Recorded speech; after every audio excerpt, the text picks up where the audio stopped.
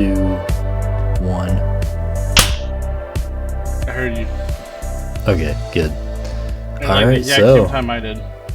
Okay, that'll help. Welcome everyone and anyone.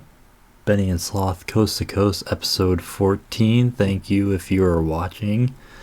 I should start mentioning, we're available on YouTube under my account Senior Sloth, and you can also find us on Spotify and Amazon Podcasts, both under BS Coast to Coast. I should really start prefacing the episodes with where you can find us.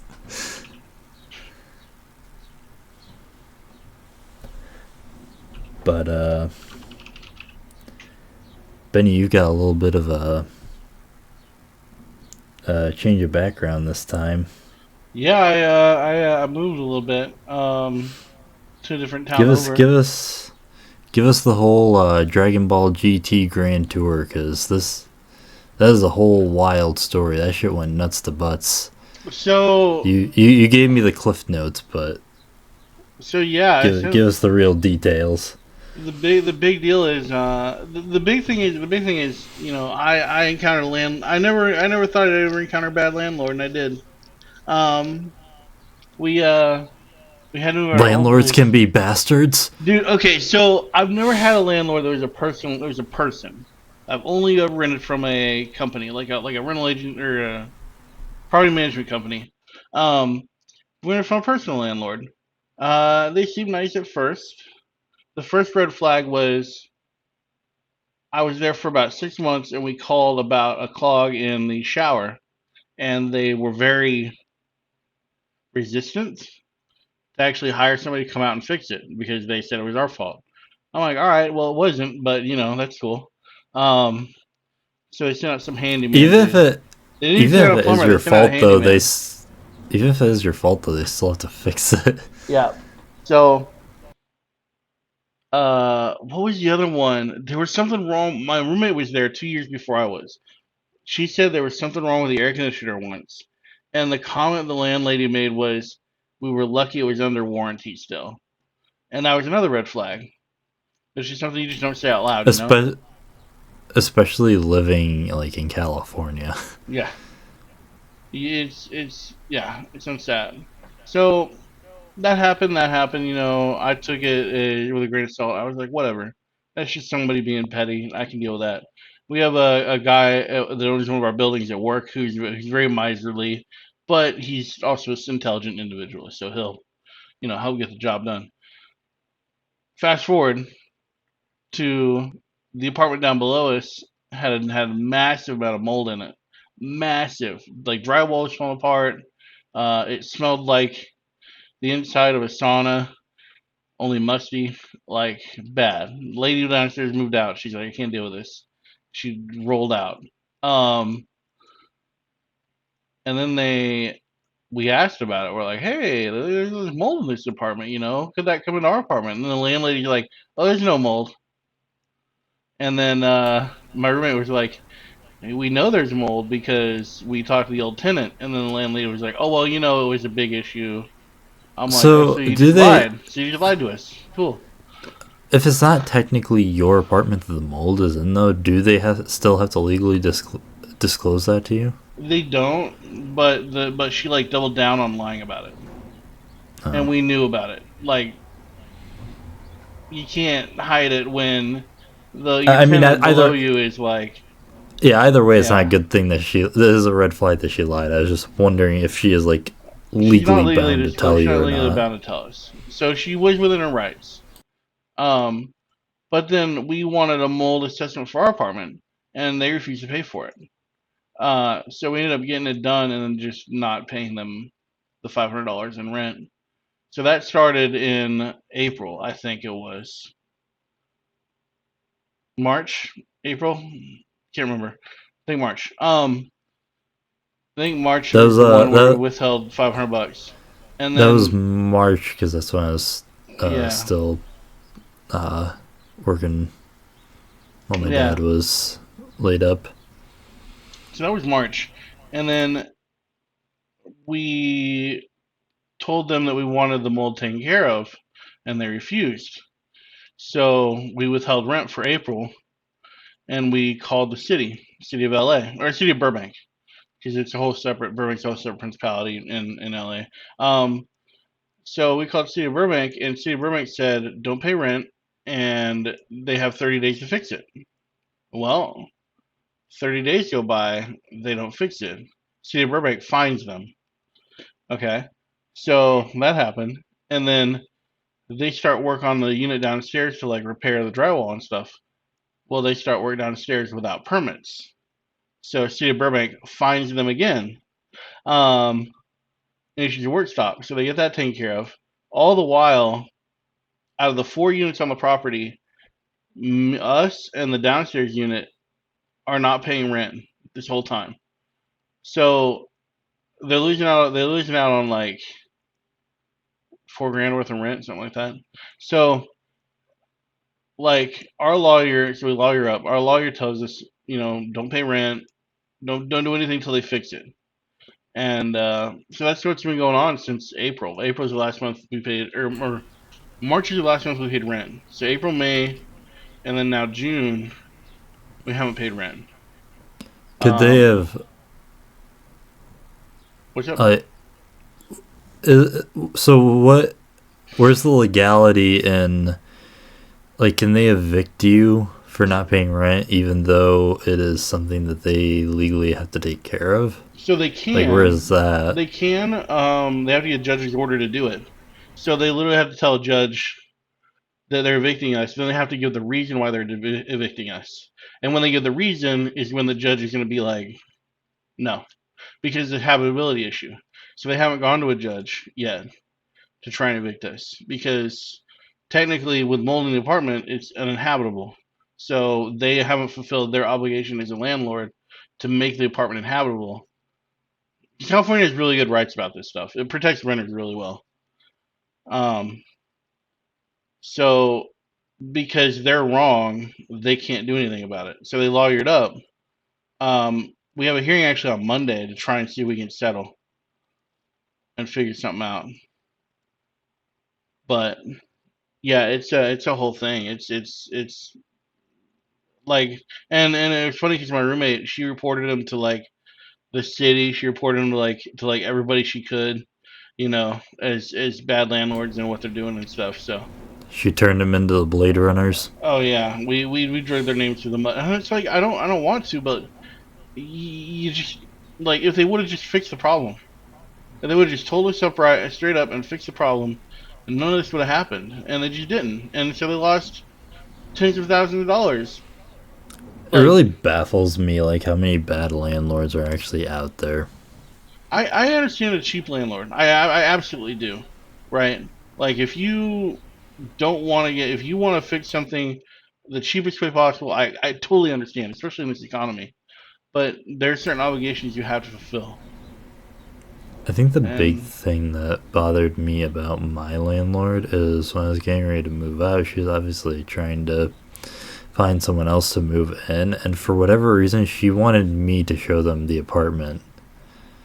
I'm like, why? This is your fucking job. And it was like really awkward too because my apartment was it was listed as a studio even though it was technically speaking 2 rooms. It was a kitchen and a bedroom hmm, and then basically a closet for a bathroom. And it was just like really weird. I'm like, yeah, just look around. There's literally what you see is what you get. Now get out. Like it's just that kind of shit. But aside from that, my landlord wasn't that bad. yeah, even I've never had like I said, I've rented from companies, property management companies before, and they were all they were all pretty solid. But this one was just I don't know, man. It was just bad. It was just all bad. You lived there for 2 years, right? I was there from what was the year after COVID? Actually, 2020. A little closer to 3, because wasn't it 2021 when you moved there? Yeah, I was there for 3 years. And I like the spot. I'm gonna say we were good tenants, but they were just. I mean, it got to the point where I got really good at like doing handyman stuff because we just never wanted to call them. Like Yeah, that it was makes a nightmare. sense. Well, and here's the deal: they lived in Puerto Rico and they lived off their income was our rent. So there's 4 units, and I Wait, think the the total. landlords lived in Puerto Rico? Yeah, so I've never seen the landlords. I never even talked to them. We never even like spoken to them. It's all been through email. Oh, Um, oh, damn. That sucks. so the Zoom call on Monday with the lawyers is gonna be the first time I think any of us see them. Um, but yeah, I'm like, I've I've never personally done it, but I feel like it's a very good thing to, if you're living like in a complex or something, to also live in a spot where your landlord lives, because they're not yeah, gonna let that go to shit. My landlord didn't live where I lived, but she was on site like a lot. I think I she went. I always saw her going into like one door specifically a lot. Like I could always see her because it was like a door that was like right outside my window.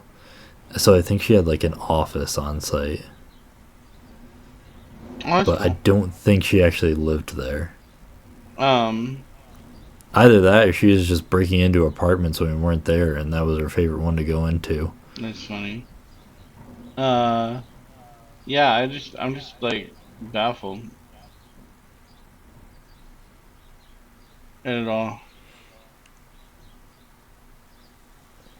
But so now Um, you're in. now I live up in You're you're Valencia. you're no longer in Burbank though, right? Aren't you Yeah, technically outside of Burbank? I'm technically outside the city. I'm straight up in a suburb now. I would say Hmm. I'm probably like I'm well north of LA now. Oh, okay. Um, like I'm straight up because Burbank, Studio City, Hollywood, they're all in what's called San Fernando Valley, and I'm completely outside of that in a whole different area. Like you go through some mountains, like they're kind of mountains, but you gotta like leave that valley and go to another one to get to where I'm at. So in terms of the GTA 5 map, you're in Sandy Shores.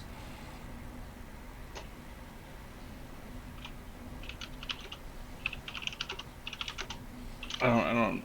A little bit nicer, but yeah, like a lot of it nicer, but kind of yeah. Valencia So is very. I'm gonna say so. It's decently affordable, but it's like more gentrified.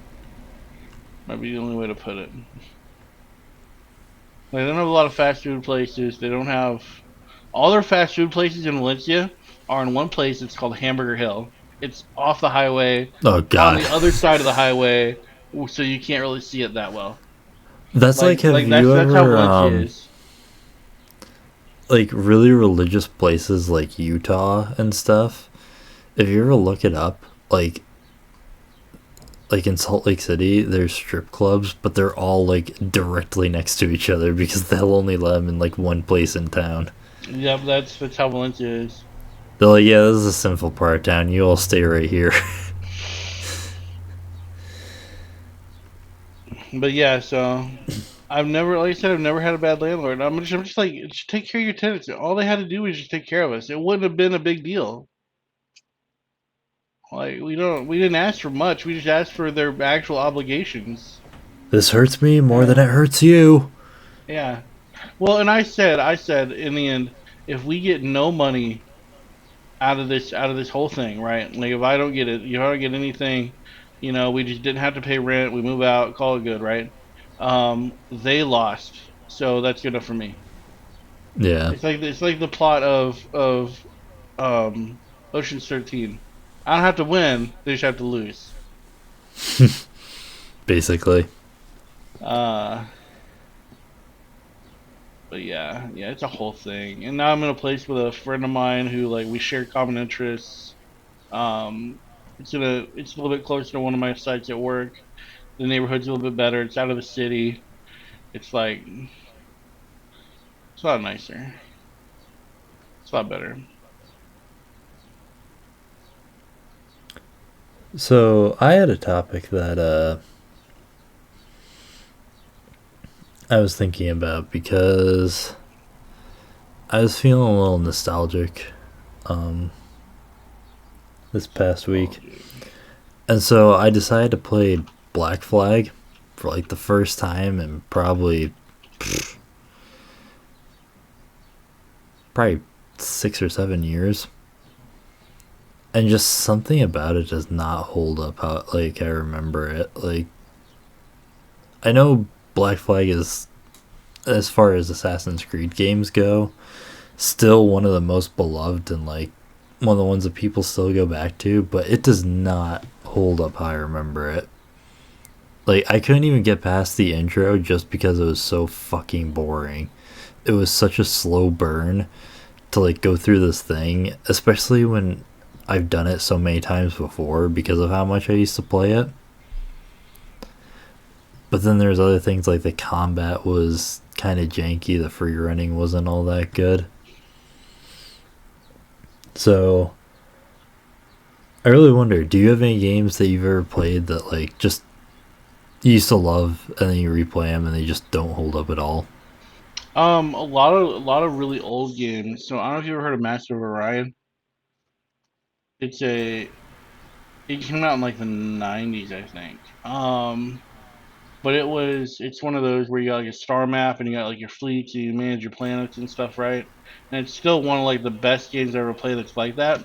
But it's played in like an 800 by 600 resolution, and like it's just so outdated. And I'm like, I wish there was another version that was this cool, but not as like you play some of the more modern games. There's just so much stuff to manage and stuff, right? Like, uh, it's just a pain in the butt. I Did wish you there was a play version that's simple. Another one is XCOM 2. Specifically, XCOM 2 is like one of the best games ever, but it's just showing its age. I It's the I very simplicity. recently played Resident Evil 1 for the Oh my first time god. actually, for the PS1, like not the remaster. And holy shit, that gets painful after a little bit. I really think it's one of those games you like have to grow up with, or Yeah. else it's just like unplayable. Um. Resident Evil 2 was a little bit better. I did play the I've played the remake of Resident Evil 2, and I still stand by as one of the best games I ever played. But Oh yeah. the original PS1 version of Resident Evil 2 still, it holds up better than Resident Evil 1. It's still not great, but Um. The Prince of Persia games are actually kind of like that for me too. Like the old school. I remember old school like Prince of Persia, Sands of Time and stuff. Loved them, but I just can't go back and play them. Like it just kills me to go back and play those things. I think one of the games that has held up the best, and I think a lot of people probably agree because I was never allowed to play it as a kid, and then didn't end up playing it until I was like 16 or 17, is Metal Gear Solid 1. Oh yeah, You can jump into that game with no issue whatsoever. oh yeah. And It's like just like I was so good. playing, the first time I played it was actually like with a disc on a PS2. So I can only imagine how that thing runs on an emulator. Jeeves. Yeah, I'm actually going through my list of games right now. There's there's like a couple older ones. BattleTech is one, but BattleTech I don't think is that old.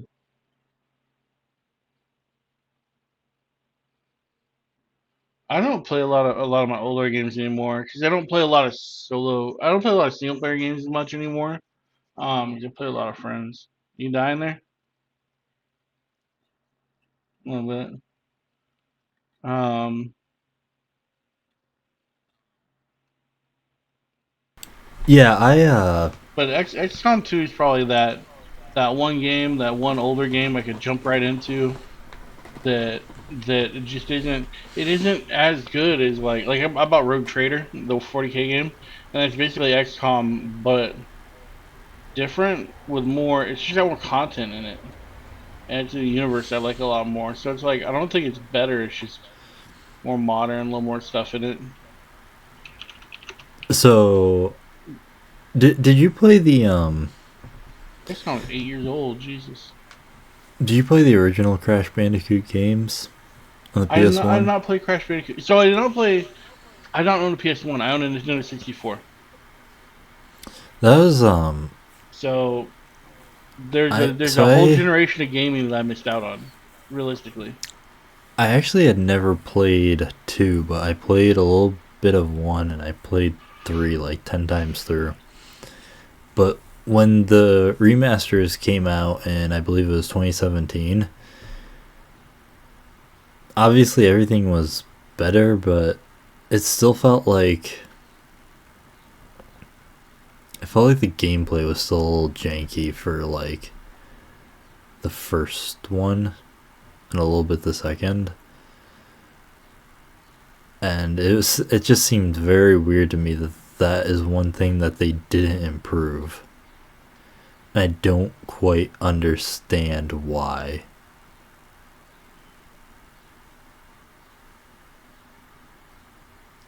I mean, I guess I kind of understand like trying to bank on nostalgia in every way you can, but it just seems very weird that they kept like the same old janky gameplay from the last uh basically the last time that they made the games.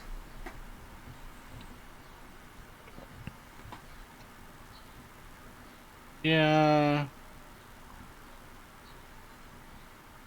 I don't. I don't. One thing I think of. One thing of when I think of some of those is like they were very similar. Like they really were. The difference in a sequel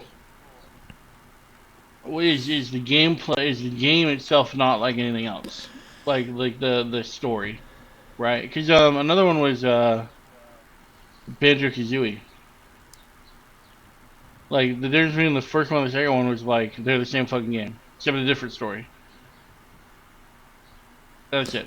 Well, one thing that I feel like I find a lot is when you go back and revisit an old game, it almost feels like there's input lag. Like the game doesn't play as fast as you remember. Like it doesn't react to you in the way you remember it Yeah. reacting before. And I think that's a big part of like having to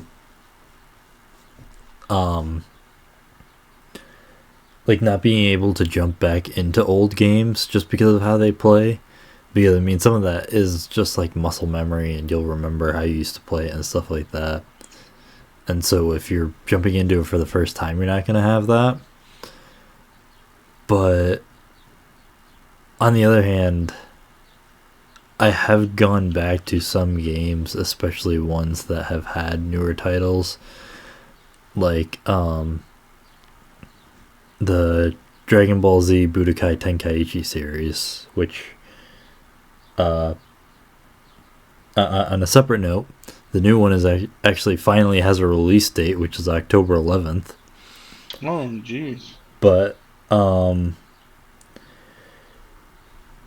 the difference between like playing 2 and playing 3 in those games is like 2 just feels a lot more sticky. Like 3 feels very smooth and you can play it easily, but 2 it just feels like it just doesn't play exactly the same even though all of the controls are the same.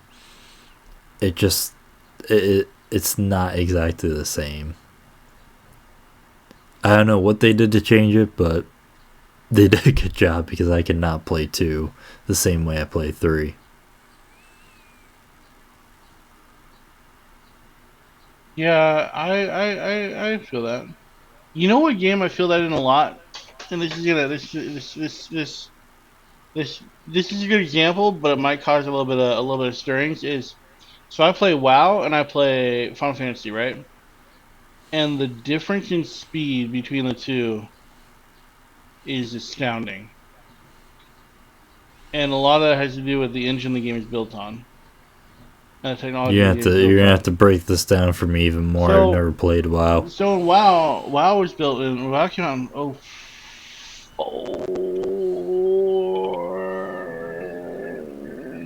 Jesus 04. Christ, he has that big smoke moment. Oh 04, yeah, it came out in oh 04. And you know, CJ, it was amazing. whoa! It was amazing, right? And it's still amazing. I still play it, right? And they've gotten a lot better, but like the engine that it was built on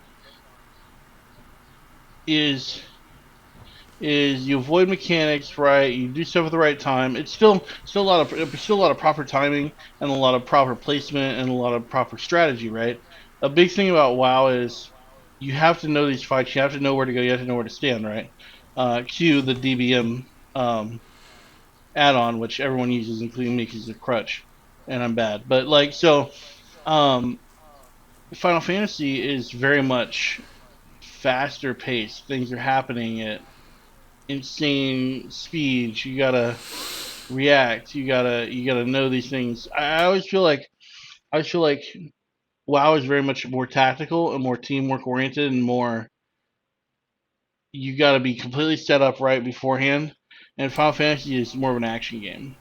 Tell that And to all my teammates I fucked over while playing Final Fantasy. yeah, yeah, I'm one of them. But I was just, and part of that is the way the engine the games are built on, and the technology the games use. Because if you play an old school RPG game, you know it's a lot of jumping, it's a lot of puzzles. Combat is like meh. Uh, but you play a newer game, it's a lot more fast paced.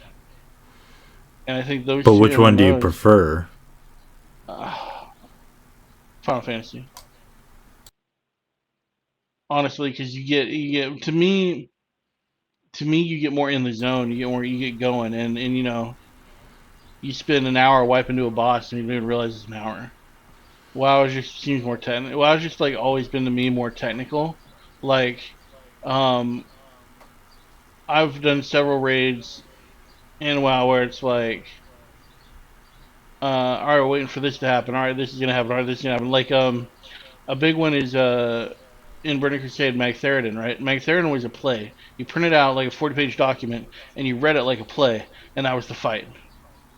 Um, Nice, Same with nice. Lady Vash. Lady Vash was a story a saga that you rehearsed and you read and did all the stuff, right?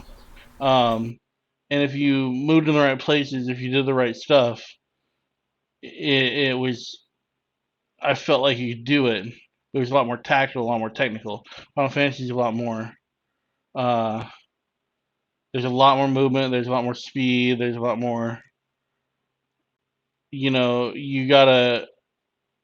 You're. I felt like you're always trying to max DPS in WoW raids, right? But if you don't, like if you're like just kind of chilling, as long as you kill the boss, you kill the boss. In Final Fantasy, it's a lot more. You got to do all the right stuff. And that's changed a little bit with mythic content, but yeah, unless you're doing like the ultimate hard mode stuff, unless you're doing like hard mode, fucking old school. Um, Unless you're like hard mode stuff, it really didn't matter as much as surviving and doing the mechanics and make sure you don't hit and rage. But I always felt, like I said, it always felt more technical. It always felt more tactical. It always felt, in some ways, more laid back. Unless you're doing, like I said, hard mode stuff. Final Fantasy just go, go, go, go, go. Like, never stop clicking. Never stop, never stopping. And never stop, never stopping. Yeah. I like both, honestly. I like both They will have a special place in my heart. But that's just kind of the difference I've noticed between older and newer games. And if it's Final Fantasy, it's anything new. Like I played Black Desert Online for a little bit, and it was the same way. There's a lot of movement, a lot of placement. I I don't don't know. know They just what. have different feels to them, right? They're both hard. They're both like I'm not gonna say wow it's easier. I'm gonna say they're different because they're both require different mindsets and different way different like a different kind of. I think they require a different kind of skill, honestly, between the two of them. Because I think a really good Final Fantasy raider may not be so good at WoW because there's a lot more. I feel like there's just more to each WoW fight. They're just so technical. But that's just me. I could be wrong. So I'm about to blow out our try not to talk about COD challenge difficulty impossible, but I don't know what it is about old COD games, but if I go in any of those, I I'll be lucky if I get like 3 kills in multiplayer. But newer ones, I'm fine in. I've noticed that Cold too. War, Cold War, I can just kick ass in, no problem. Uh, World War II was another one that I actually played a lot of multiplayer and completely fine. I tried playing Black Ops 2 multiplayer the other day. Oh god. Uh, I cried myself to sleep that night. That was brutal. I yeah, they're not as. I don't know what it is, man. I agree. I totally agree, though. Uh, it feels different. Well, we were playing zombies. I went from Black Ops Zombies to World of War Zombies, and it was a whole different thing. I got like 4 kills. So I'm like, I don't know how you play this game. Uh, and it's the same stuff. It's just See, a different. that's I don't know. zombies isn't bad for me. I can do any zombies, no issue. Um, yeah, I'm not a huge like. I'm not gonna get to high rounds. Like I can accept that soloing. I'm not gonna get that high. I'm only gonna get like mid 20s. Hmm. But uh, I don't know. Multiplayer is just a completely different landscape.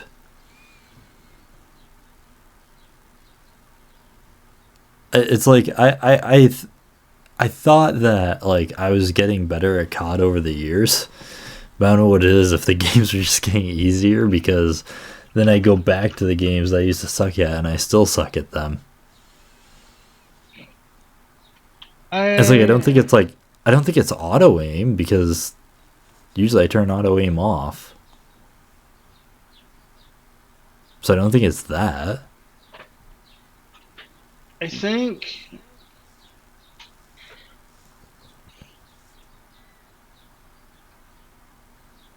yeah. I don't know. I find it easier to play a lot of the newer games.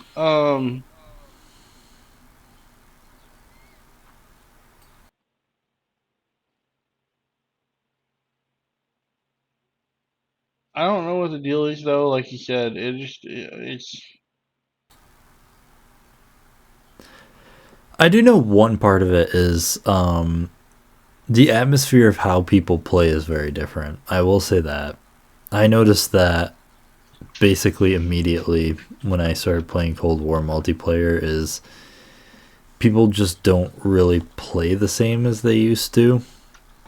So I think that is part of it that, the people who are playing Black Ops 1, Black Ops 2 are, the old people who have always played it, so they still play the way that they used to, but other people just don't play COD like people used to play COD in general. Is my theory at least. so mine. I do notice that. So the big thing with that changed was I remember playing. I remember as a kid playing the Big Red One, uh, a multiplayer, and I remember like I remember like sitting on a corner in a house shooting guys in another corner of the house. Like it wasn't just running up to someone and knifing them. It was you were like sitting in a place behind cover shooting them. You'd like actually mount your machine gun and stuff, right? Like there was more of that. And then Modern Warfare 2, Modern Warfare came out. And Modern Warfare was decently tactical in a lot of ways. And then Modern Warfare 2 came out. Modern Warfare 2, I was the guy who ran around with a care package because you ran faster with a knife. Like that Yeah. was where it changed for me. Like the gameplay was just There's also a completely lot of different. like And I things think like sniper battles used to be a big thing in Black Ops 2. yeah, And like they're just not really anymore. Like there was maps like aren't an built for that. unspoken rule that if you saw two snipers shooting at each other, you didn't interfere and they didn't do anything to you. But now it's like it's just a fucking free for all. You run by a sniper, they're gonna kill you no matter what, even if they've Uh, got another sniper that they're uh, fighting with. And so that devolves into you also just kill a sniper immediately when you see them. yeah, I think I mean, of course, there were always dicks who broke that unspoken rule, but that's just it's just not present anymore.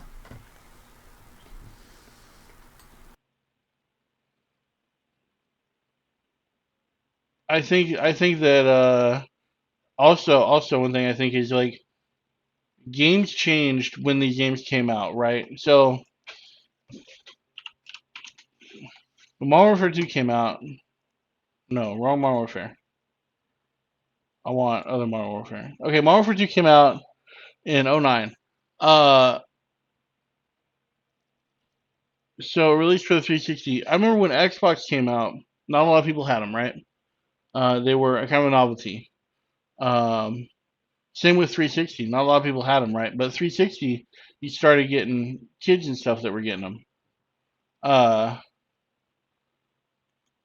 and I think that when because I remember playing online. I remember playing my regular Xbox online. A lot of the guys who played online were older than me, and I was like 16, 17. Uh, it's just old guys, right? Because these were the guys who bought these consoles who could afford, to drop 300, $400 on a console. And when I started playing Xbox, you started getting more mainstream. You started seeing younger and younger and younger people.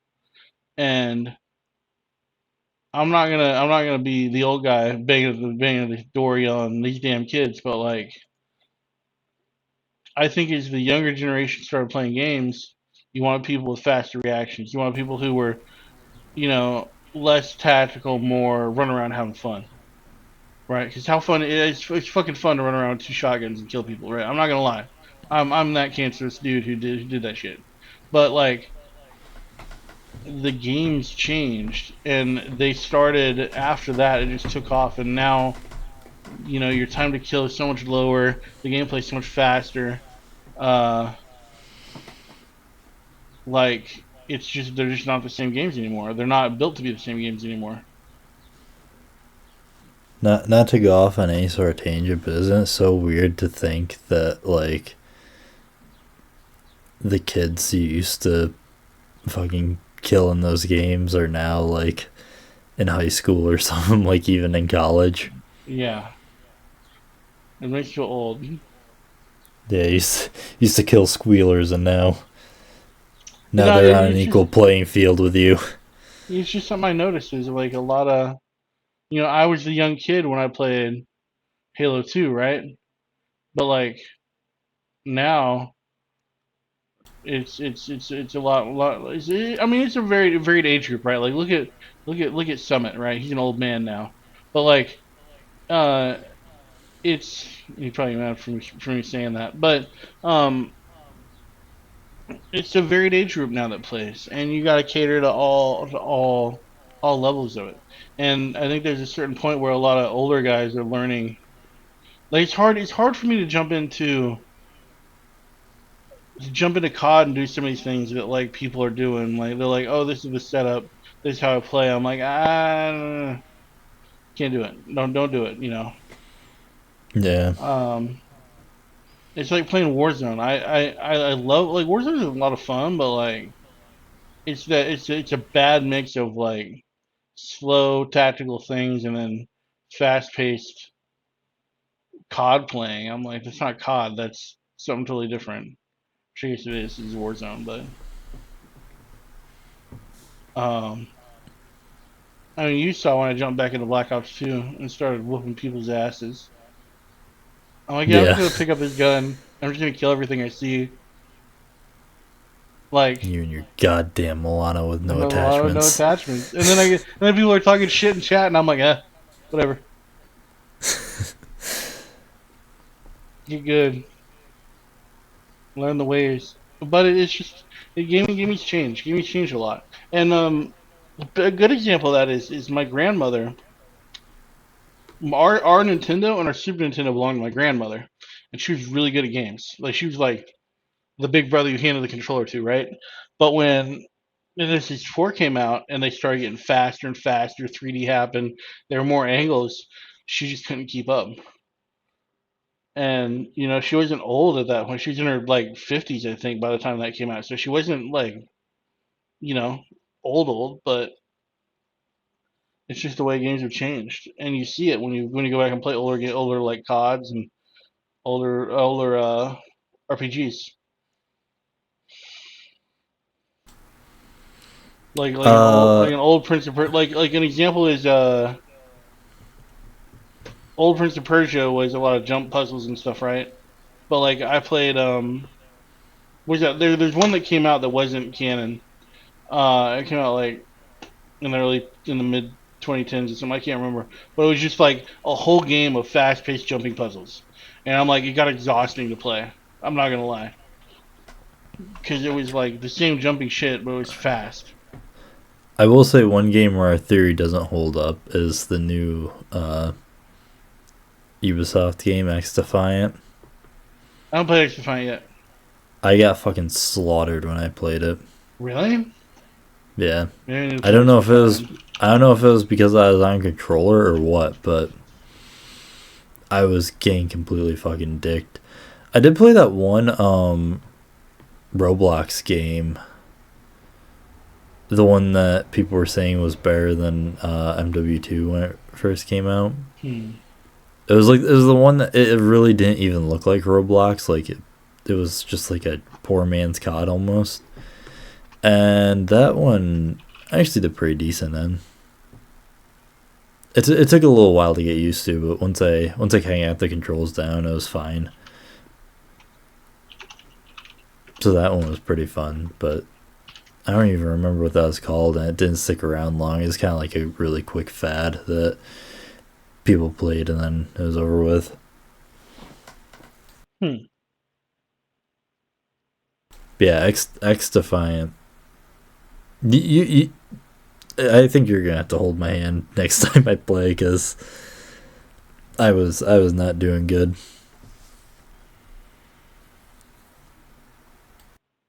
Hmm. Although maybe it's just a practice thing, because to be fair, I wasn't very good at Cold War at first when it came out either, and now I fucking slay at that shit.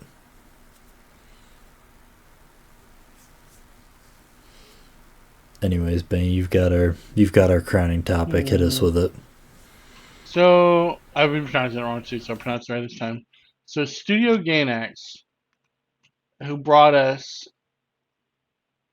a lot of good titles, Gurren Lagann, FOCL, Evangelion, a bunch of stuff I don't know. Gunbuster's cool. Like, has declared bankruptcy and essentially is defunct now. And it's like crazy. I'm kind of looking at it, right. I'm looking at like what they've released. They haven't really released anything in the last like 6 years, 10 years almost. But like they had some of the greatest titles. Like Evangelion is one of the greatest animes of all time. It's still considered one of the greatest animes of all time. And It's one that everyone's heard of. yeah, and Gurren Lagann, right? A lot of these I haven't really I've watched, but not really. Naughty Secret of Blue Water, but that's old. Not a lot of people watch it anymore. Um, uh, Painting stocking with garter belt, which has now been licensed Funimation, but used to be it was originally Studio Gainax. Yeah, it feels like it's like a part of my childhood is gone. Like And the it's big like one though is Evangelion. yeah, but they have. I mean, even Gillian, it's so it's they've rested on their laurels for so long, and you can tell. And it's just like you But gotta it's like stay you said, competitive. You gotta keep going. it's like you said though. Like, when was the last time they actually put anything out? Yeah, I'm looking at it. Wish Like upon the anything that people Pleiades. actually fucking watched. Wish upon the Pleiades were the last one. I don't know of anybody. I mean, it was good, but it was. I feel like I feel like the anime industry as a whole is becoming a little um this might not be the right word, but monopolized. You got big overarching studios. You know, like Funimation's a big one. Funimation was fucking everything. Uh, Yeah, but here's the thing: Crunchyroll now owns Funimation. yeah, Crunchyroll now owns And everything. Funimation, well, calling Funimation an anime studio isn't really. It's not an anime. Yeah, it's not really a studio. It's like a They're a localization studio, yeah, but I know what you're saying though. Like, everything in America, as far as anime goes through Funimation.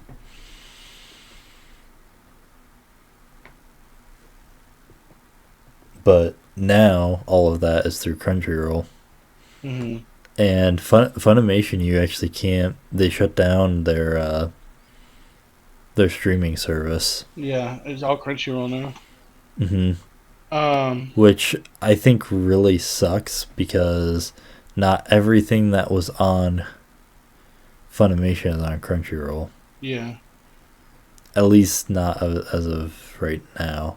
So two big ones that stood out to me is the um at least last I checked, the original Rurouni Kenshin is not on Crunchyroll. It's on something else. It's on Hulu, but Hulu has the Sony dub. Yeah, The Bang yeah. Zoom dub is the one that most people look for because the Bang Zoom dub is actually good.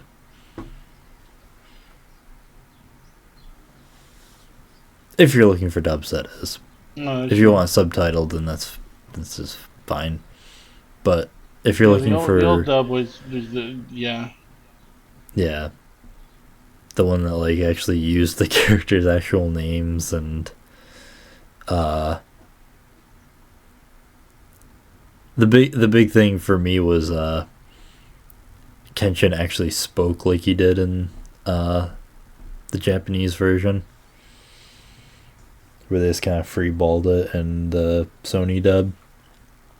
So yeah, that's the version that a lot of people look for, is the Bang Zoom dub. But as far as I know, that was the only place you could watch it through legal avenues. And at last I checked, it was not there. And then the other one was the Dragon Ball Z movies, like the old ones. Um, like Tree of Might and uh, Cooler's Revenge and all of that. A lot of those are not dubbed on Crunchyroll. And not all of them were on Funimation, but a few of them were. But now there's just nothing.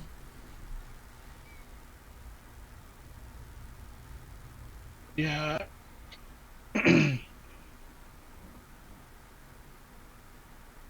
It's just changing, man. I guess where does that leave? Like, what is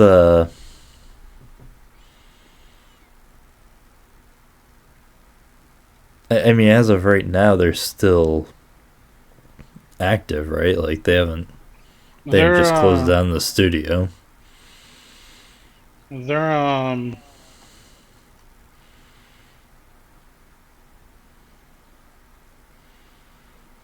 no, so the trademark was transferred to Kara, which is another Japanese studio. Oh, really? Yeah, they're like done. So I've actually always wondered that. How does that happen? So when like a studio or whoever goes defunct, what happens to all those licenses? They just go to like the highest bidder. I think so. They went to Kara. So Kara made you remember the Evangelion films? One, two, three, 3+1, all those, right? You remember hearing about them? You know I've about them? I've never So been a huge Evangelion fan, but I know so Kara made all I roughly those. know what you're talking about. Kara made all those, and the founder of Kara used to be used to work for Gainax. Um, so I think there was a lot of where would this stuff go to have the best like possibility for continuance, and I think that's what happened because it mentions that the trademarks were transferred, they weren't like bought. Um, So you just have, I mean, do you just have the rights to do that? Just give the licenses to someone else? they're yours to own. They're yours. Um,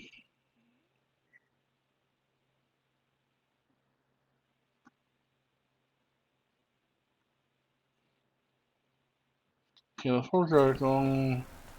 But so if the license has been transferred to, So I mean, so Kara how much? owned the Gainax trademark. The Gainax trademark. Trigger is another studio, which I think is going to get FLCL. Aren't you So pronouncing it wrong? which one? Which one? Gainax. So it's technically No, I Gainax. thought, no, I thought I was pronouncing it you're wrong before. you're talking about FLCL, isn't it? Fully Cooley. Yeah, but I'm not going to say that. I'm not going to It's always abbreviated. Uh, so Painting Stocking and Gurren Lagann went to Trigger.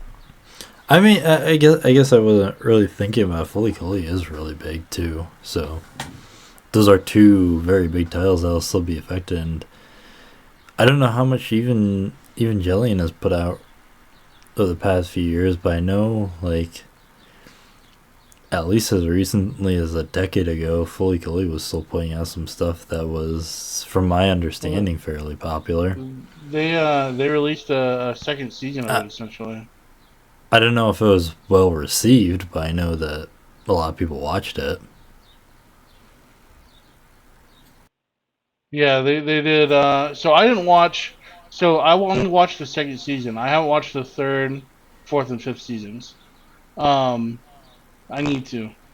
But the second season, I remember FFCL itself was old. It was in like made in like I can't remember a long time ago. But then the second season Progressive came out in 18, and it was a big deal. Um, and I didn't watch alternative grunge or shoegaze. I need to watch the rest of them.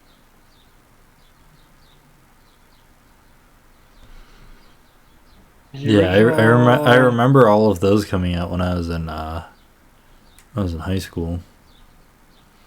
the original one came out in '03, I think. And then they released again on Toonami, Yeah, or was it Adult Swim? One of them, I can't remember. Um, Adult Swim is so originally. Toonami was a block on Cartoon Network, but I think starting in 2012 is technically a block on Adult Swim on Saturdays. Yeah. Um, I need to watch the rest of it. Jesus Christ, I am way behind.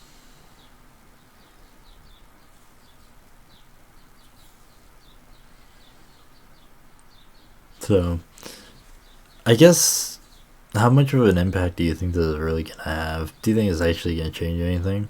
No, because they haven't. I mean, Studio Gainax has been relevant honestly for years. I mean, they own all these. They own all these things. Like the animes aren't going away, right? Current Login is still something that people can rewatch, and it's amazing. I still the same way, but like, I think that them giving up, especially them giving up Gurren Lagann and Penny Stocking to Trigger, is going to be a big deal because Trigger, I don't know if you know, Trigger made a lot of good stuff. I.e., they made Edge Runners, they made The Witch Academy, they made Wait, Village in the Cyberpunk Dungeon. Edgerunners? Yeah, yeah, that was made by Trigger Studios. Wait, Co-production with CD Projekt. wait, I'm still lost though. How does Studio Trigger factor into all of this? They're the animation studio that made all these. Oh, You think CD Projekt Red is an animation studio? no, I wasn't thinking about it in So that way. they're I didn't know how it factored into Gainax. oh, God, let me see.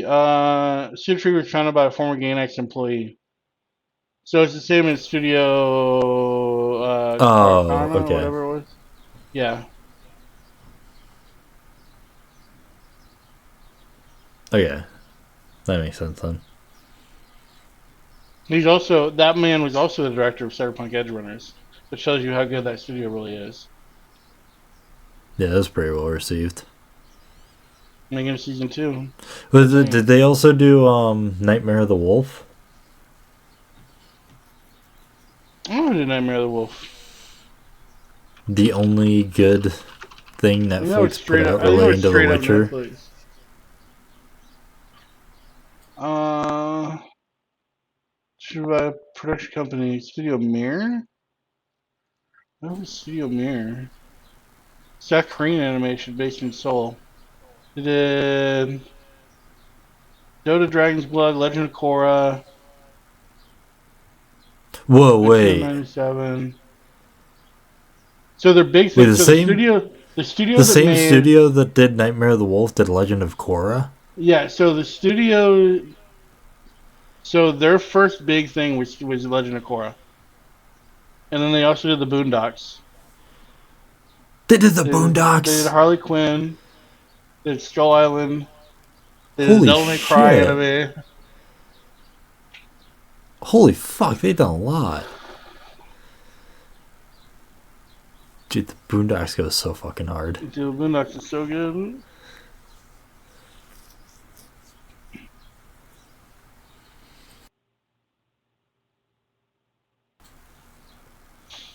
Nightmare of But the Wolf yeah, was good too, though. I did not finish it yet. Oh my god, it's so I'm good. about 20 minutes in. The thing that just fucking sucks about it though is supposed to be the same canon as The Witcher Netflix, but it like actively contradicts it. Jesus. I also did not watch I the seriously I second seriously season. feel like I seriously feel like the people who made Nightmare of the Wolf love The Witcher, and the people who made the Netflix series hate it so fucking much that they're just actively trying to undercut them in every turn. Second season was trash. I didn't even watch the third season. I haven't watched it. The first four episodes of the Netflix's Witcher I thought were like really good. Like it's what I would have wanted from a Witcher series, but after that, it just I thought I'd heard the it first season devolved into was absolute good. ass. I heard the first season overall was good overall. Hmm. See, the episode 6 I remember in particular was just abysmal. Hmm. There's just something about that episode that I hated so fucking much. But like the first four-ish episodes, I think, um, they were pretty good. They did what they needed to. Hmm. They adapt the books perfectly, and the stories in the books I think generally were better. But like they were fine. Like they worked. It was what I expected and what I wanted. Like I expect it to be, over the top, but I liked it. It was good.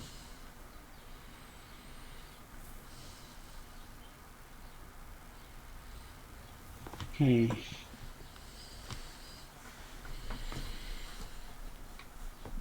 But yeah, I don't. I guess I don't really. I don't know how it's really gonna affect things. I think it could be positive. I mean, we might see more uh, Evangelion and Fully Cooley, coming out.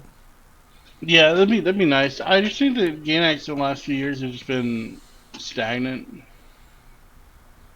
Yeah, but the fact Like, that it's no longer a thing means that, and these licenses that have transferred to other studios could be a good thing. yeah. I think really, at least as far as in Japan, I know Toei has a huge stranglehold on the industry. Who? Toei. Toei. Oh, Toei Animation. Oh, I mean, obviously they have Dragon Ball, which is the biggest anime series and One Piece, worldwide, next to Pokemon, I guess. Yep, they also have One Piece. Sailor Moon. Oh, do they have Sailor Moon? I didn't know that for sure. I thought they had Naruto too. Do they not? Am I wrong? Uh, Am I fucking stupid? I don't know. Southwest. If it's not coming up right away, I guarantee you it's not. Toei actually has. I think Toei bought Sunrise, right? I don't know. Which means that they would also have access to Gundam. We had Digimon, to Dragon Quest, Dragon Ball. No, I was just looking up. What was I just looking up? Did they acquire Sunrise? I don't know. I've never really understood. Granted, I've never fully looked into like how all that goes with Sunrise. Sunrise, Bandai Namco, Sunrise is owned by Toei. Namco. I know. I know though that if you look at the current Toei animation logo, I believe a Gundam is actually on it, or not like if you watch a Toei animations production, their intro has a Gundam.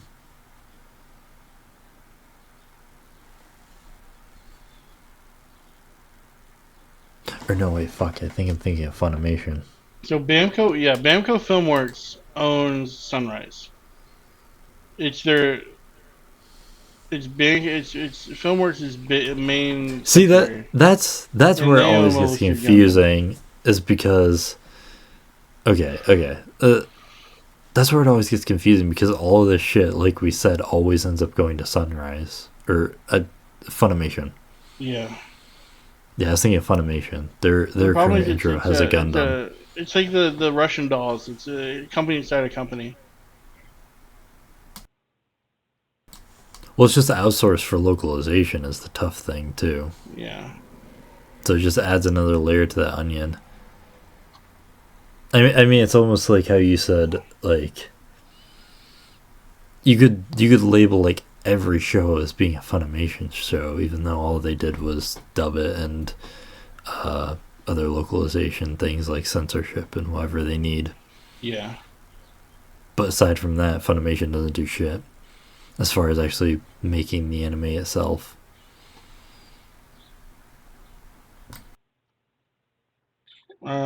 I don't think. But I mean, Crunchyroll Uh, also has its own production studio, though, right? yeah. So I guess in a way that's changed or changing.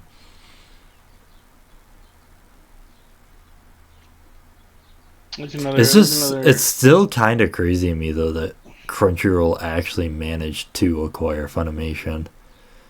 Like money talks, man.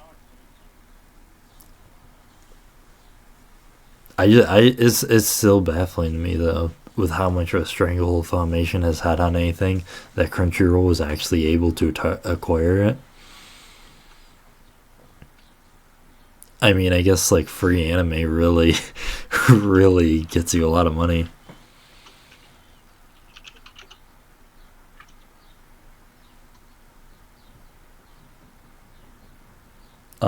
But Adult Swim too has actually entered some level of anime production too.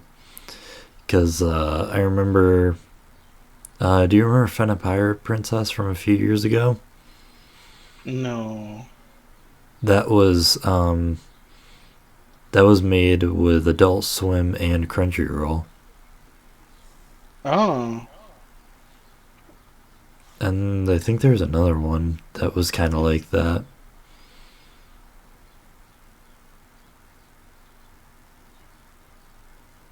Now that I So. think of it, who actually who owns Lupin the Third? Oh God. Uh. Because they've actually been putting us TMS Entertainment. The fuck is that? Formerly known as Tokyo Movie.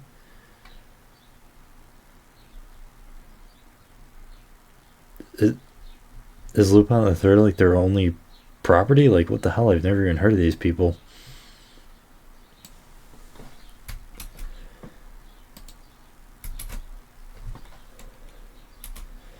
TMS Entertainment. What we got? What we got?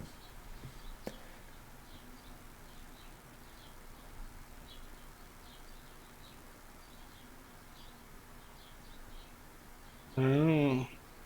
Oh, they got case closed. The Detective Conan. Oh, that makes sense. Yeah. So I'm looking. I'm looking at the Crunchyroll thing. I never really dug into this. So they're owned by Sony. What? Oh In wait, I knew 2021, that. Sony acquired Crunchyroll. I knew that because I forgot about that. I knew that because I kept getting emails about a class action lawsuit from Sony. I'm like, the fuck is this? And I thought it was something to do with PlayStation at first, but it turns out it was Crunchyroll. They were selling data to third parties, so there's a class action lawsuit over it. I think I was actually gonna look into it, but then like I found out I was only gonna get like $15. And I'm like, what's the point? That money's just gonna go straight back into my Crunchyroll subscription, Yeah. anyways.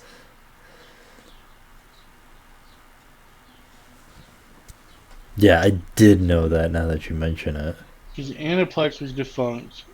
And everything that was that under that folded into Crunchyroll or folded into Funimation, I think. Oh, I forgot about Aniplex. Yeah.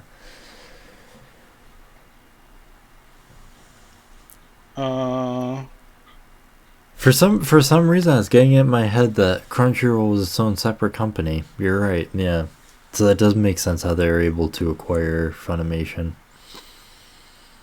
Because Funimation is just itself, right? Like prior to being Crunchyroll, wasn't Funimation? Funimation was its own thing. Yeah. So that makes a lot of sense how they were able to acquire that.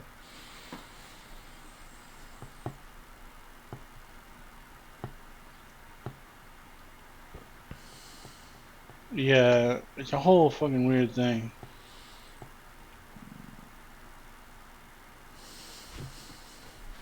Cause they, Oh wait. Oh, it's a, TMS does Doctor Stone. oh really?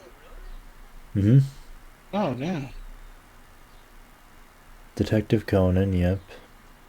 Yeah, so Crunchyroll was acquired by Sony in 2017. Oh, they do Akira too. So there's a few things.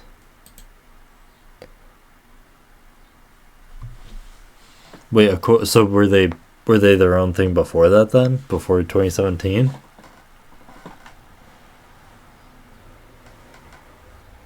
The company was founded on May 9th, 1994 as Funimation Productions.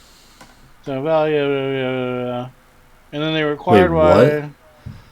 They were originally. So, Funimation and Crunchyroll are the same thing, I think. Not, Wait, no, they're not. not. No, they weren't. In You're getting your 2016, wires Funimation crossed. introduced a new logo, which is the purple logo.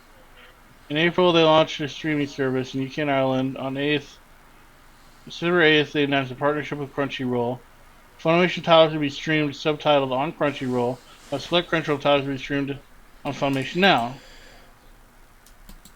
In addition, Funimation would act as a distributor for Crunchyroll's home video catalog. This is Dude, a Crunchy. shell game, man. I'm trying to find out when. If you literally look up Crunchyroll on Google right now, it literally just says Funimation. It's okay.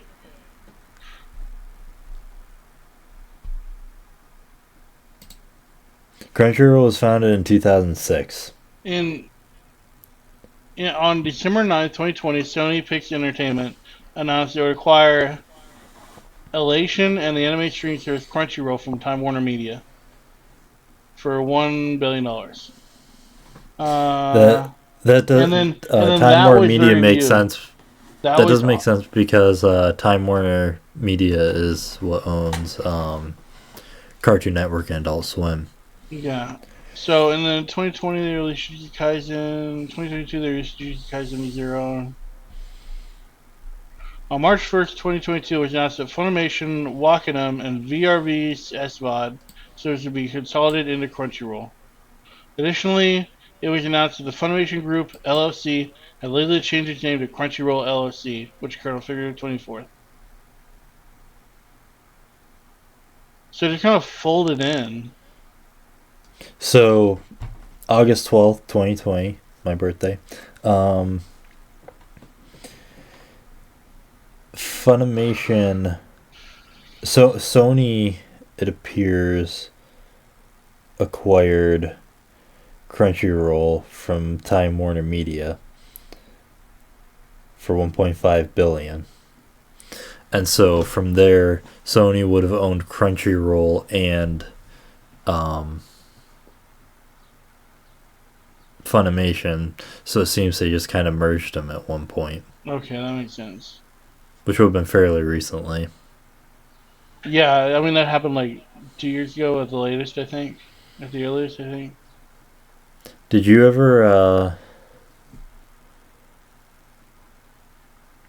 ever use Funimation's streaming app? So here's a fun story that I got to get resolved, right? Um, I had both. I had Funimation and Crunchyroll, right? Yeah, so did I. Funimation went defunct, and they never stopped the auto payments from my account. The fuck? Wait, hold on. Yeah, I actually, might I'm be in gonna some check that trouble now. here. Oh no, wait, I Um, did I did stop paying for. Oh, I remember what it was I actually switched to Crunchyroll because um I stopped paying for Funimation because Funimation didn't have ReZero, but Crunchyroll did, but you need a premium subscription to watch it. Originally it was free, but then they fucking changed it. yeah, May 20th, Crunchyroll. That is not Crunchyroll. I do So not have a Crunchyroll account. when I was watching ReZero, I switched to Crunchyroll, and then not long after that, Funimation. Funimation only went. Their app only went defunct a couple months ago. It was in February, I think, maybe March. Yeah, I think it was February. One weird thing that happened was they tried to transfer things, right? So if you had a Funimation account prior and you had something that you were watching, they tried to transfer that to your Crunchyroll account. But I also got a weird thing where like a bunch of shows that I never watched were like in my up next uh thing. Like, oh, watch the second episode of this show. I'm like, I never watched the first.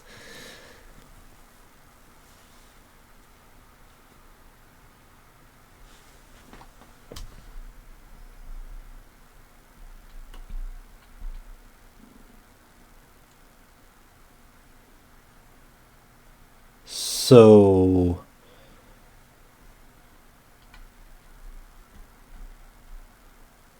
okay, Yeah, I just I see. I, whatever.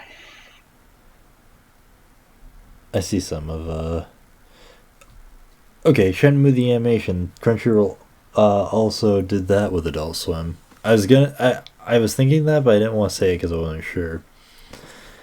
They also did Blade Runner Black Lotus. I don't think there's really anything else here that you would recognize, though.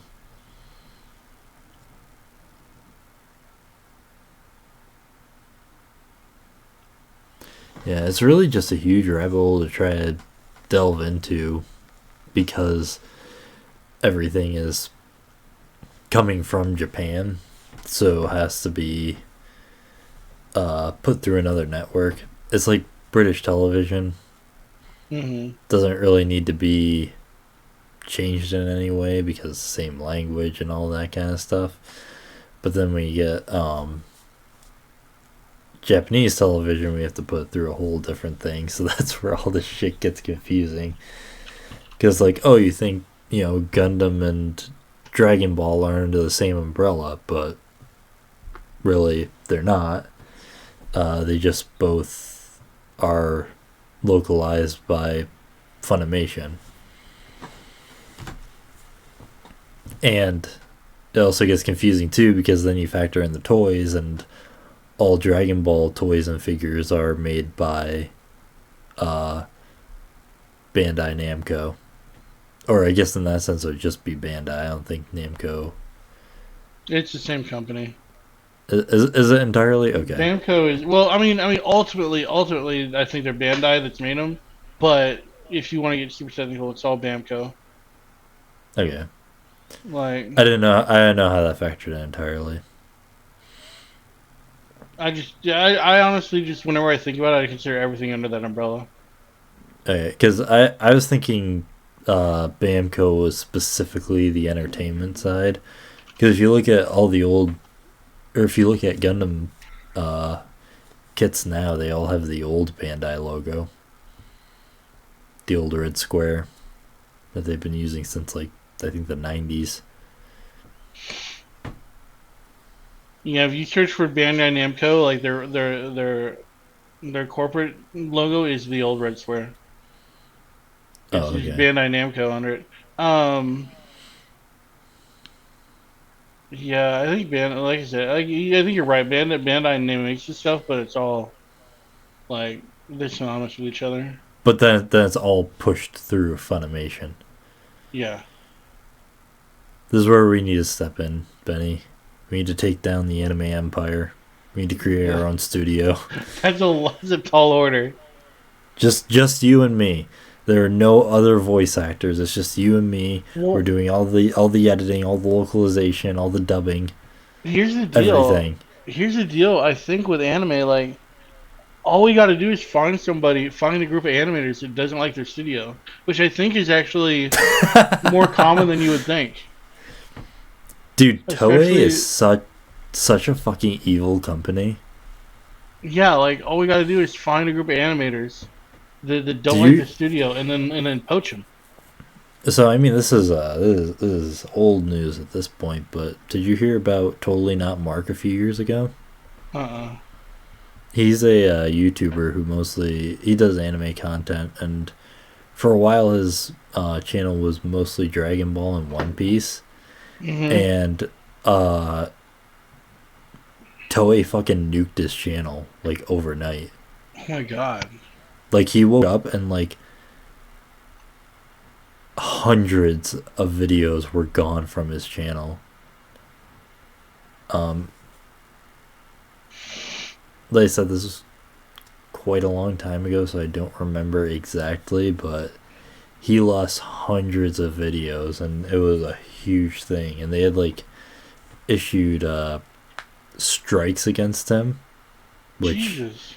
on YouTube, if you get 3 strikes, your channel is deleted. Um, Mm-hmm. Thankfully, they uh, uh, the strikes didn't go through. But they did have to. They did delete all of the videos, and that went through a whole thing. And thankfully, there was someone on the inside on YouTube who helped him and got his channel back in its entirety. But even some videos that had been deleted long ago, they were able to get back. But it was It's just a crazy though. whole shit show of Toei going through and deleting each of his videos. And one of the big things was some of them were done in like seconds of each other. So either they had a bot just going through and striking all of his videos, or just like an intern or something doing it. And I mean, a big thing is when you issue um, a copyright claim against a video, technically you're supposed to have watched the video in its entirety, but they have no checks for that. And obviously they didn't, because these were each done within seconds of each other. It's So crazy. they just manually went through and like nuked this guy's channel, but thankfully it was resolved and he got all of his videos back. Even some that had been claimed beforehand, he was able to get back. So, but yeah, ever since then, I know a lot of people have been kind of leery about Toei Animation and just their unethical business practices and stuff like that. It's crazy, man. Yeah. So, but I guess that's all the topics I had. You got anything else? I think I'm set. We've been talking for a long time. Yeah, we've been going, but yeah, I'm I become like you now, where you teased AI for like 3 weeks before we actually talked about it. I'm still looking. I want to wait to The, talk about Diddy a bit more, because I think before the end of the summer we're gonna have something else that comes through. So yeah, I'm gonna wait a little. I'm gonna wait like a couple months to see when something else comes out. But and I've honestly, yeah, I've sorry, still sorry. been looking into it, and it is Wild. he is not a nice man. It's not nice. Dude, honestly, honestly, the things with AI is like, I could talk about it, and then something else new would happen and change. I'm like, it's just crazy, man. It's crazy out there. Like ChatGPT is getting better. Anything AI generated is getting better. Like, I mean, it's not going away. It's the wave of the future. For a while, ChatGPT was getting worse though. Oh, now it's well. So here's the thing. Here's the thing. My friend Nate uses like we were playing Shadowrun, right? And he's building a character for somebody. What he did was he ran it through ChatGPT a bunch of times to get the base, and then used Midjourney, which is a little bit more expensive, to finish it up. And I'm like, it's getting intense. Like, that's crazy. Yeah, I think we talked about that a couple weeks ago. They don't know where it's gonna go, but it's not going away. I can tell you that. It's always You know, gonna be a thing. actually, let's hit one more topic real quick. Since we brought up Diddy, where so a thing that I hear online a lot now is people say, okay, separate the art from the artist. Where do you stand on that?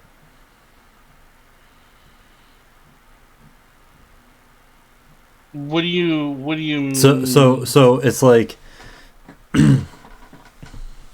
well, we can use Diddy as an example. All this horrible shit has come out about Diddy.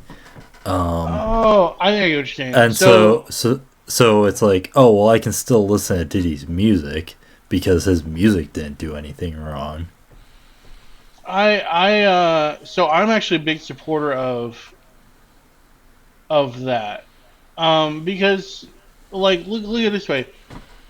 My big example of that is a little game called Hogwarts Legacy, which a certain someone That yeah, she had no part in making, like no design, no like she wasn't on the team. She was just like some chick in England that got royalties for the game.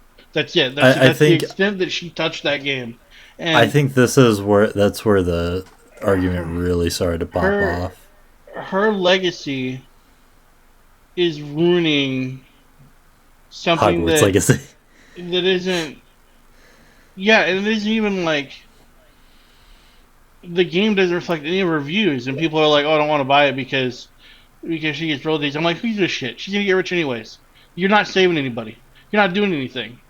Like, Hmm. enjoy life, enjoy your stuff, enjoy what you want to enjoy, and Okay, but support." that is a very good one to bring up though, because then that gets into the argument of, okay, you're saying to separate this piece of art from this person, but she is actively benefiting from it. I mean, okay. Here's my argument, right? You know who actually benefits from you surviving as a human? All the most evil people in the world in the government. So where do you draw the line? Like you're not gonna save the world, right? Like somebody evil is gonna benefit from something you do every day. It's called capitalism. Um, like if somebody like you're, I to me the only thing you're doing is hurting yourself. And maybe that's a stretch. Maybe not everybody's gonna agree with me, but like why? So like I don't like J.K. Rowling for reviews, but I like Hogwarts. I like pretending I'm a fucking wizard, right? Like I like playing the game.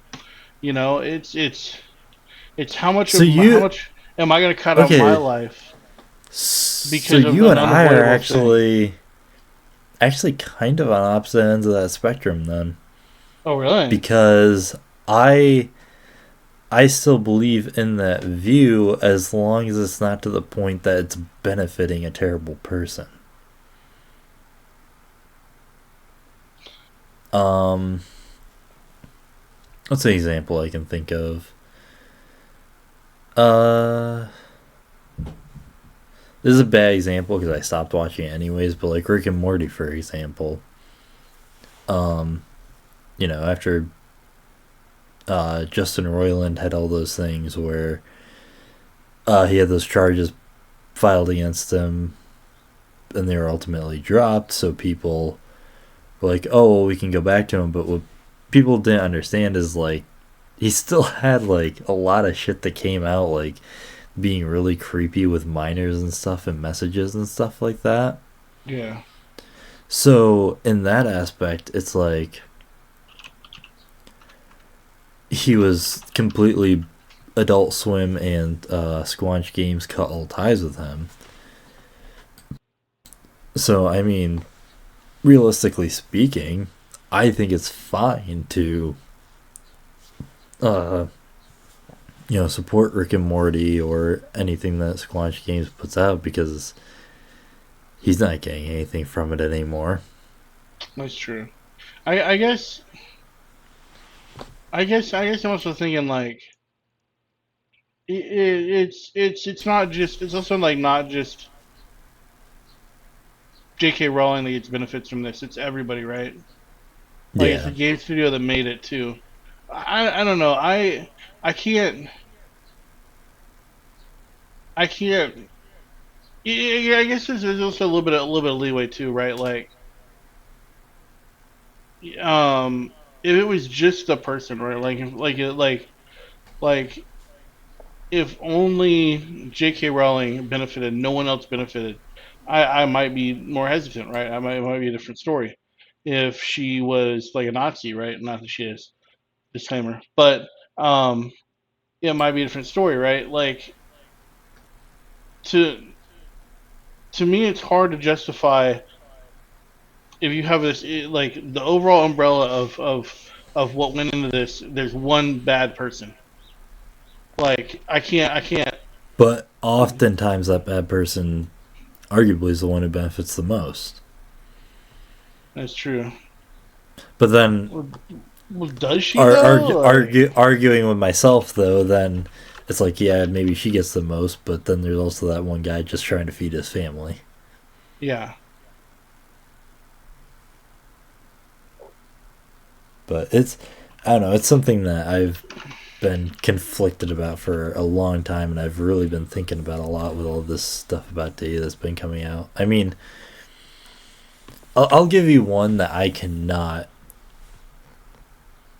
get past, and it is Chris Brown. I cannot understand how people still listen to and even defend Chris Brown that dude's after all the something shit that else. he did. Like, just fucking beating the shit out of Rihanna. That dude's a piece of work. And there's another one where he's just still actively benefiting from it. And people still support him. And, like, he's never shown any remorse for it either. Like, people's defense for him is not like, oh, well, he's a different person now or anything. Like, oh, he feels remorseful for it. Literally, people's defense is, oh, it was a long time ago. That was 10 years ago. Get over it. I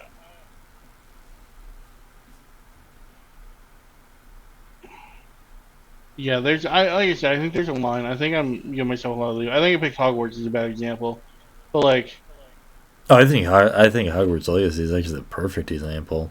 it's just yeah. I mean, it's there's different spectrums though, but Because it does encompass the whole thing of like she herself didn't make it, but she's still actively benefiting from it too. yeah,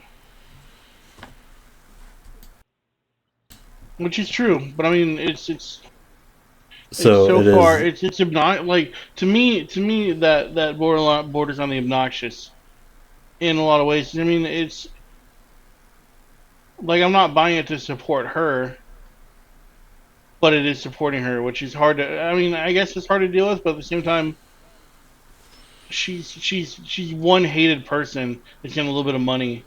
Like, compared to this entire studio that poured their fucking heart into this game yeah, that and it's has a good nothing to do game. with her directly. Yeah, it's like so many more people. This is about what if you don't. So here's the deal: if you don't buy it because of her, you make it about her. If you buy it and play it, it's not about her. That yeah, that is actually a That's really good also another point. thing. Is like she's getting publicity. She's gotten so much publicity for the wrong reason, right? Like she did nothing, and she got all this publicity. Good or bad, it's still publicity. Did nothing in terms of the game. Like Yeah, she was just chilling in her fucking house. Somebody released a game, and all of a she sudden got everybody's money talking for about it. her. Yeah, what are you getting money for? She gets money for it every time someone buys a book or something, right? But like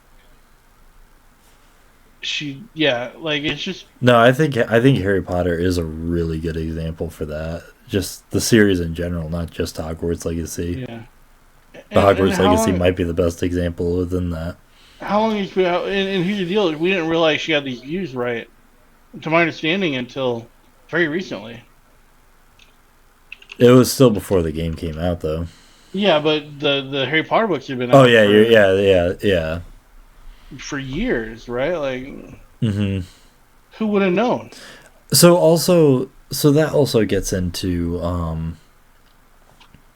a bigger argument too, right? Of, well, what did they do? You know, where do you draw the line of stopping supporting this person? I mean, J.K. Rowling just said some shitty things, basically, right? Like, it's not good that she said those things, and those things can have uh, dangerous consequences for somebody in that position saying those things. But also, she didn't murder someone. No, and ultimately, and like ultimately, she has a view I don't like, but also let's harken back to I was in the Navy. You know, it's share your views, right? Regardless of what I like or don't like.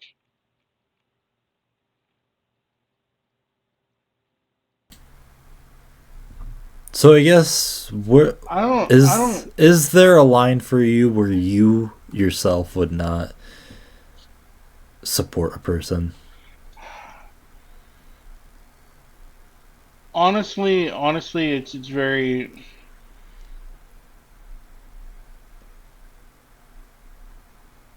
Because I mean, we can For, harken back to that too, though. I mean,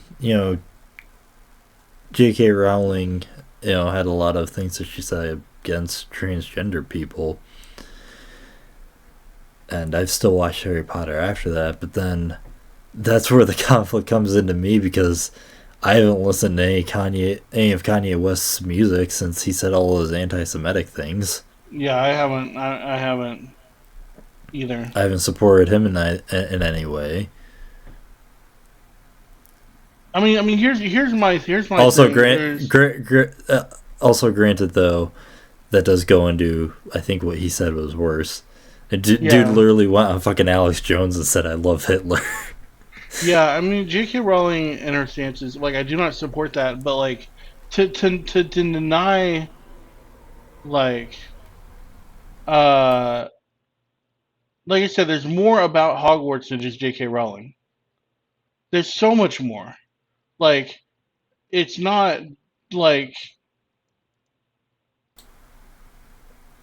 it's such a giant universe. It's There's so many people who have been a part of this. Like to squander that, to separate that, to like boycott that because of one person Hmm. is insane to me. Right. Right? Like uh I can't even baffles me. Like you're gonna deny this. You're gonna say this is all bad because the creator of it sucks.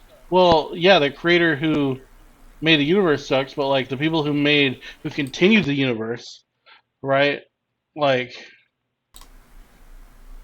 Yeah. I don't know. It's just there's so much more to it than just J.K. Rowling. You're making it all about J.K. Rowling. You're just like you're saying she's queen of the fucking world right now.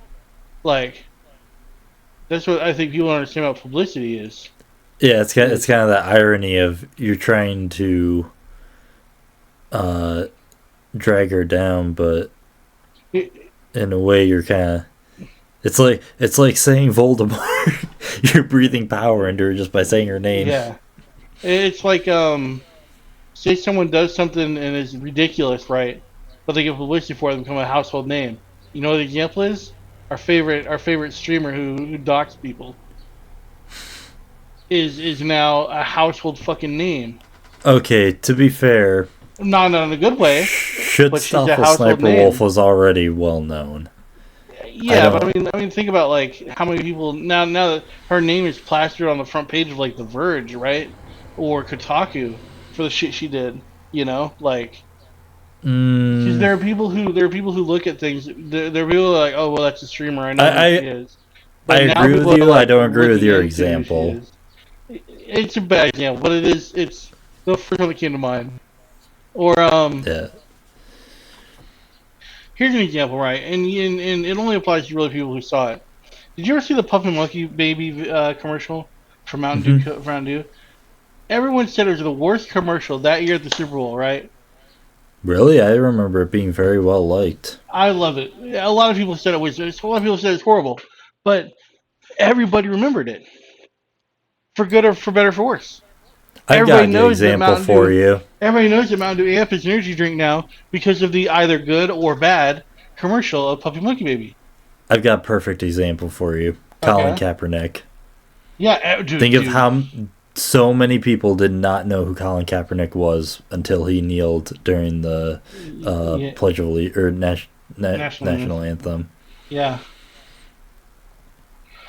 I said now he's a So many household people name. know him only because of that. I didn't know who he was prior to that. So that's a perfect example. He was a mid quarterback prior to that. That's who he was. Hmm. I just used Yeah. mid this sentence. I'm becoming my little brother. Um, I mean, even Travis Kelsey. If you weren't a football fan, you didn't know who he was until he started dating Tay Tay. yeah, and now he's yeah, That's not a bad thing either, but just another example of uh, you know, getting your name out there in that way, and it just shows when you have that negative.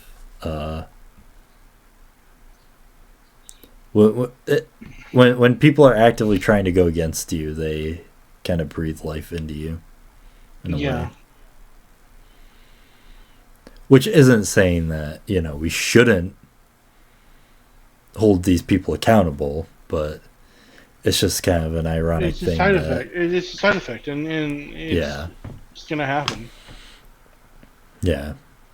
It's just an unfortunate symptom of a larger thing. Yeah, But yeah, back to the original argument. It's just something that I really kind of like tackled over the past couple of years since I heard it. Like, okay, where do we draw the line here? Of I guess when do we stop it also supporting this depends on you. person? And but I yeah, can't obviously I your can't views are going to affect it. yeah. I mean, I can disagree with her, but I can't hate her for having her own views, right? Like, I will never support those views, but at the same time, Hmm. being Andy, like being the person I am, she's allowed to have like it's allowed to happen. Do I agree with it? No, but like if we if we squash it, we censor it, if we do anything to You it, we you have the constitutional right to be a piece of shit. you do, and that sucks, but it's true. And the unfortunate thing is royalties do go to her. Like if and I can't. But royalties go to everyone else. Like the game's published by Warner Brothers Studios. Like that's a big thing. They're Hmm. like right down the road. Well, they're not right down the road from me anymore because they moved out of Burbank, but they were like 10 blocks away from where I used to live. Like it's I just can't, especially for something as innocent as having their own worldview that sucks. And I say innocent because it really is. Like someone says something stupid, you're like, okay, they suck now. I don't want to talk to them. Whatever. We all have family members that are that way. I have family members that feel that way.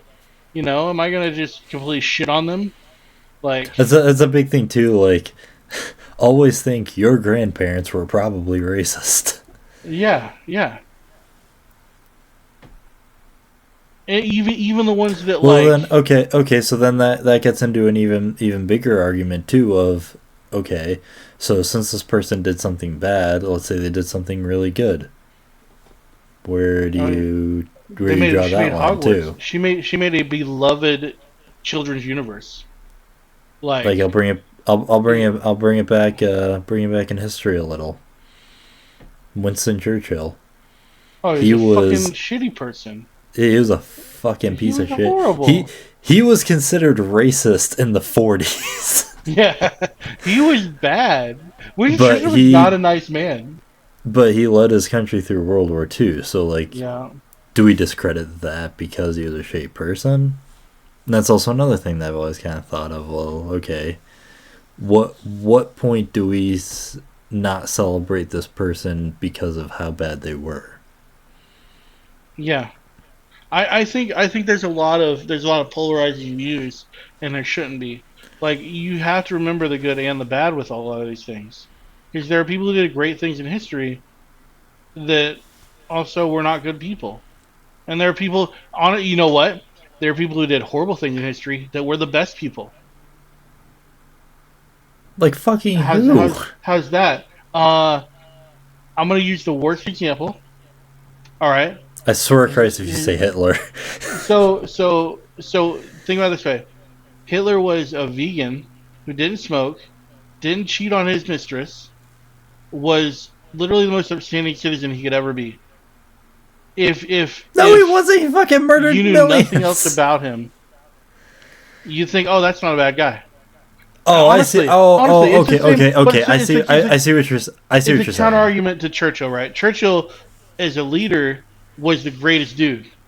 As a person, he was not the greatest dude. He was so far from it. Then Yeah, I but compare them as Hitler polar still is a opposites. bad Hitler still is a bad example though because I mean his It's own Hitler. personal views and racism bled into his leadership. Yeah, But I understand what you're saying. Like, oh, but he was a vegan, didn't cheat on his wife. I understand that aspect, but Hitler is a really bad example for what yeah, you're trying to get across. I like it. I like using it because it amuses me. He's still the worst person in the world. He's still literally the most evil individual who's ever lived. But as a person, No, as a you person, could sit across from a restaurant, and you could as a sit with him in a person, restaurant and not even realize it. I cannot agree with that. As a person, he was still a piece of shit because his personal shit is what led into his leadership. Winston Churchill, you can kind of separate the two to an extent. Yeah, All of Hitler's worst actions were because of his own personal beliefs. that's true. I'm just like it's just there's some weird examples. Um, the biggest thing though I think is like there's so many people in history who were great that were just not good people. A lot of American generals are good examples. Andrew Uh, Jackson's a good example too. Andrew Jackson was horrible, yeah. and we celebrate him as like an amazing dude. George Washington owned Even General, slaves, and he's the greatest dude.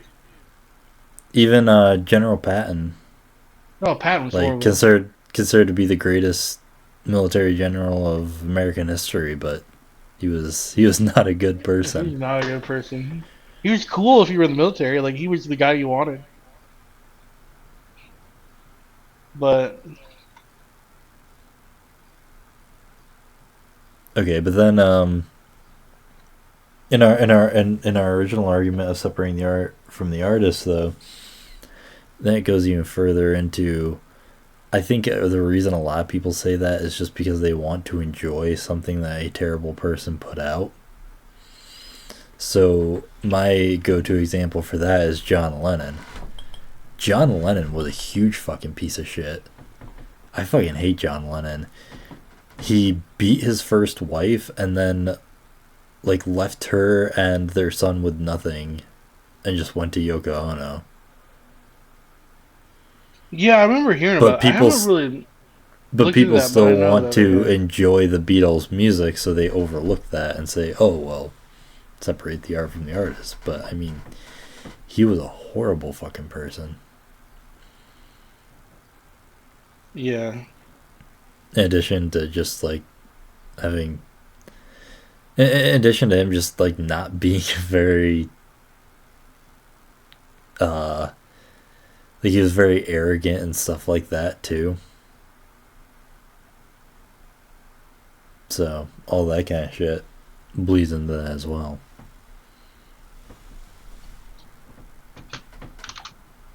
So, anyways, that's just been saying this Yeah. come back into my mind since looking into all this Diddy stuff is I guess really because I'm wondering how people are going to react to this. If they're going to say, "Oh well," okay, but then there's another a whole nother can of worms with that too because uh, Diddy, we now even have video evidence of him just beating the shit out of Cassie, right? Mm-hmm. But Cassie is she rose to prominence because Diddy was her producer. So then that goes into your J.K. Rowling's situation. Like, we still should support Cassie, especially since she was so abused by P. Diddy. But, you know, are we supporting Diddy by supporting her music? That's like a whole another layer of. Yeah. That also goes into, like, I don't know how all that shit works, like how royalties go to producers and that kind of stuff, but that's a whole thing you gotta look into. But also, I guess that might be a bad example though too, because Cassie is currently engaged in a lawsuit with him, which I think would probably uh, affect that entire situation, anyways. Yeah.